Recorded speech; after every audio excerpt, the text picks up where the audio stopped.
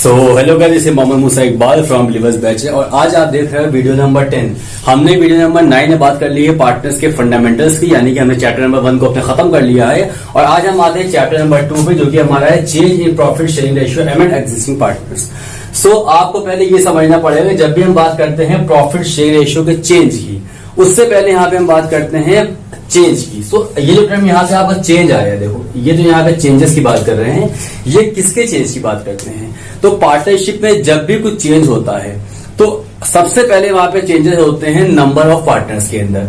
यानी पार्टनरशिप में वो किसी भी चेंज की बात करेगा, आप बस इतना समझ लो कि पार्टनर्स की जो गिनती है, यानी कि जो number of partners of the firm है, वो आपके चेंज हो रहे हैं। यानी सपोज कर लो किसी फर्म में 10 पार्टनर्स थे और क्वेश्चन वो कहता है कि प्रॉफिट शेयरिंग रेशियो चेंज हो गया, या मान लो वो कहता है कि रीवैल्यूएशन हुआ एसेट्स का, लायबिलिटीज का, यानी कोई भी ऐसा काम हुआ जिससे चेंजेस हुए, तो आप ये समझ लो कि पार्टनर्स के नंबर में चेंजेस यहाँ के ऊपर हुए। अब पार्टनर्स के जब नंबर में यहाँ पे चेंजेस होंगे, इसका मतलब या तो पार्टनर्स जाएंगे या तो पार्टनर्स आएंगे।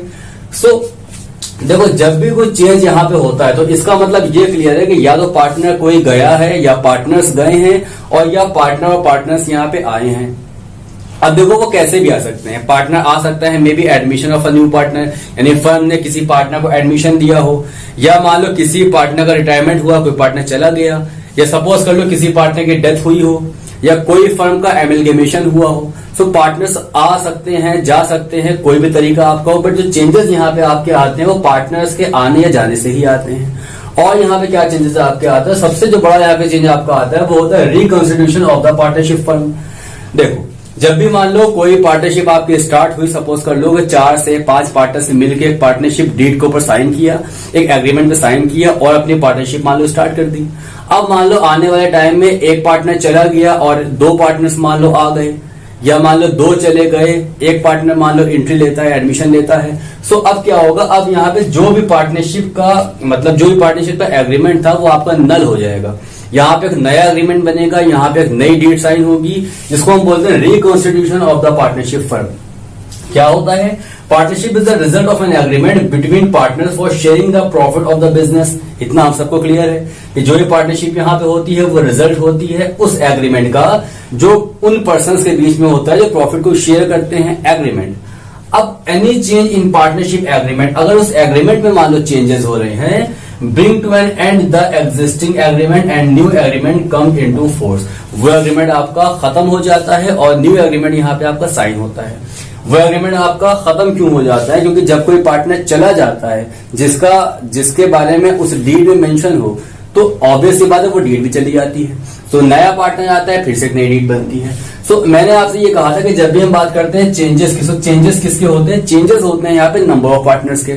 सो अब देखो, जब भी हम बात करते हैं यहाँ पे change in profit sharing ratio की, हम यहाँ पे 2 की बात करते हैं। एक यहाँ पे हम बात करते हैं सैक्रिफाइसिंग रेशियो की,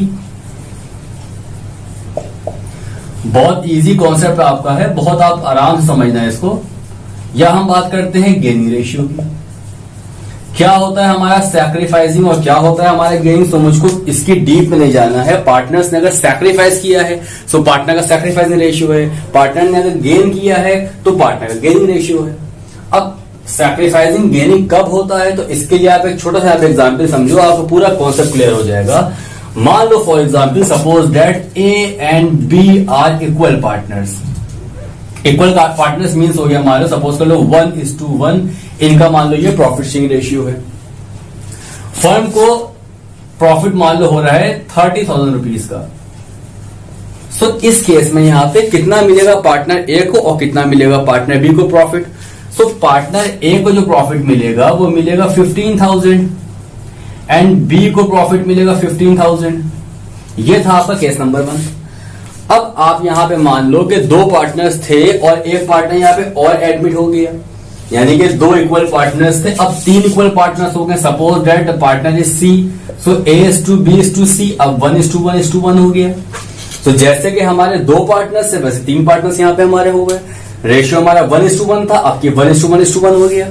सो अब अगर अगेन मान लो प्रॉफिट होता है 30,000 रुपीज का, सो किस रेशियो में बांटेंगे एबीसी?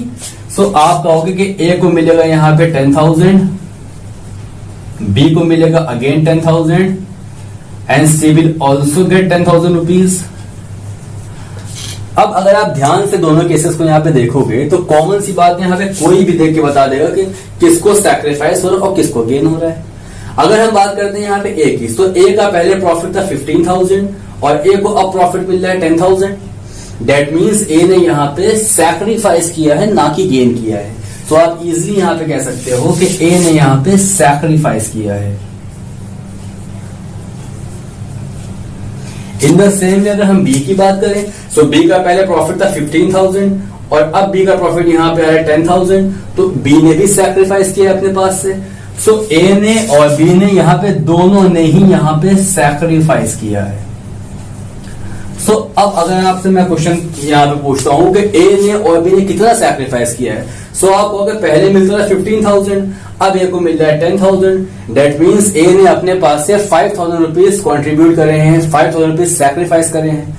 सो अगर मैं आपसे पूछता हूं कि ये जो आपने 5,000 रुपीज निकाला, ये आपने कैसे निकाला, सो आप कहोगे आपने ओल्ड में से न्यू को माइनस कर दिया, यानी जो पहले मिलता था वो आपका ओल्ड था और जो अब मिलता है वो न्यू है।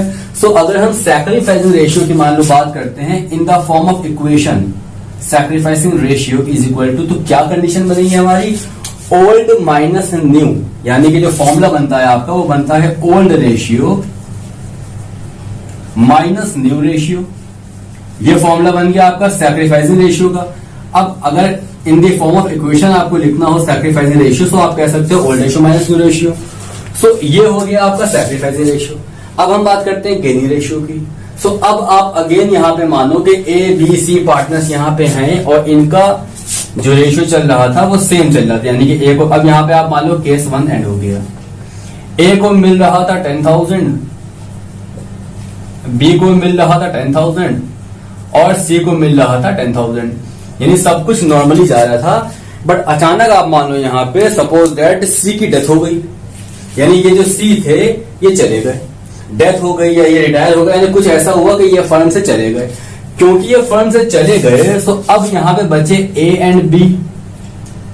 सो अब कितना प्रॉफिट मिलेगा ए एंड बी को, सो वापस अगर 30,000 का प्रॉफिट हुआ तो ए को मिलेगा 15, बी को मिलेगा 15,000। सो इस केस में आप मुझको बताओ कि ए ने सैक्रिफाइस किया या ए ने गेन किया। सो आप कहोगे कि पहले ए को मिलता है 10,000, अब ए को मिल रहा है 15,000। सो डेट मीन्स ए ने यहाँ पे गेन किया है, ना कि सैक्रिफाइस किया है। तो अब यहाँ पे आप कहोगे ए ने यहाँ पे गेन किया है। And in the same way B ने भी यहाँ पे गेन किया है, पहले 10,000 रुपीज मिलता था, अब मिलता है 15,000। सो बी ने भी यहाँ पे गेन किया है। सो दो केसेस खत्म हो गए। अब अगर मैं आपसे कहूं कि इक्वेशन के थ्रू इस बात को आप कैसे बताओगे, सो आप कहोगे कि हमने 15,000 रुपीज में से 10,000 रुपीज को माइनस कर दिया। सो ए ने 5,000 रुपीज का गेन किया, ये मैंने फाइंड आउट कर लिया। In the same way B में से मैंने 15 में से 10 को माइनस किया, तो बी ने गेन किया 5,000 रुपीज का। सो आपने अब क्या किया, अब आपने इसमें से इसको माइनस किया। सो अब ये आपका न्यू रेशियो है, ये आपका ओल्ड रेशियो है। सो इस बार क्या करते हैं, इस बार हम यहाँ पे अपने न्यू रेशियो में से ओल्ड रेशियो माइनस करते हैं फॉर फाइंडिंग गेनिंग रेशियो। वहां पे हम क्या कर रहे थे, वहां पे हम माइनस कर रहे थे ओल्ड रेशियो में से न्यू रेशियो, क्योंकि पहले ज्यादा अमाउंट था बाद में कम हो गया, बट यहाँ पे पहले कम था बाद में अमाउंट हमारा ज्यादा हो गया। सो जब यहाँ पे हम बात करते हैं गेनिंग रेशियो की, सो अब यहाँ पे जो भी फॉर्मूला आपका आता है उसको यहाँ पे रिवर्स कर देते हो। सो यहाँ पे आप कह सकते हो gaining ratio is equal to new ratio minus old ratio.